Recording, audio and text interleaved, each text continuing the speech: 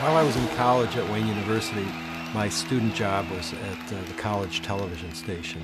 And I really learned composition. I learned how to photograph rock and roll and how to photograph motion as a television cameraman. And then I heard in '66 about a festival in Hayworth, Illinois, Kickapoo Creek Rock Festival. And it sounded great. I mean, I always loved rock and roll, but I knew nothing about photography.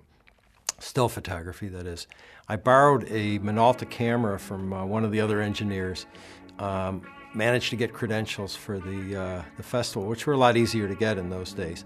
Went and shot a ton of film, and I knew really nothing about what I was doing. I just shot at every possible aperture and shutter combination. In those days, there were no automatic cameras. And somehow I managed to get a few good shots. I took the film to Charlie Oranger from Cream, and a picture out of one of my first rolls of film was in Cream. It was Bob Hite from Canned Heat, who was rather a rotund guy, and it was a profile of him with his enormous gut hanging out. So I was really a professional from my first role as a 35mm photographer. I was the contributing photographer for the Detroit News for a number of years. The News at the time had a number of older photographers who really didn't want to get out at night and shoot concerts and weren't really that good at shooting concerts anyway. So every Saturday night I had to shoot black and white, and this is way before digital, go home, develop the film, print a 5x7 and be at the Detroit News by 2 o'clock in the morning for a picture that was going to run in the next day's paper, all for $75.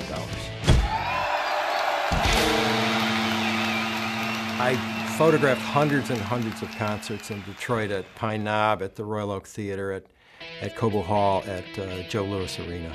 It was a lot of fun. It was exciting to know that I was controlling that picture that was going to be in the paper, and that I had access to really a lot of great artists.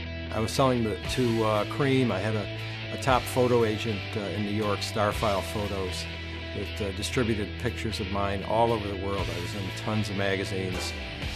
I was in the LA Times, the New York Times, a number of other newspapers in this country, and then a number of rock magazines and other magazines all over the world. Things were really a lot looser in general in terms of backstage at concerts, whether you were a photographer or just somebody hanging out. I remember hanging with Janis Joplin in the dressing room at the Grande Ballroom, just walking in. The same thing with a lot of other people, with Frank Zappa, a lot of other folks before I was a photographer. And then as I got into being a photographer, things got tighter and tighter. The publicists wanted more control.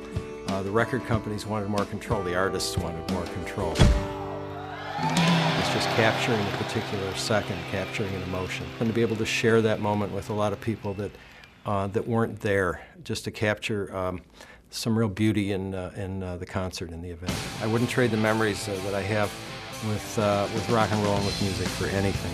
It's something I really treasure.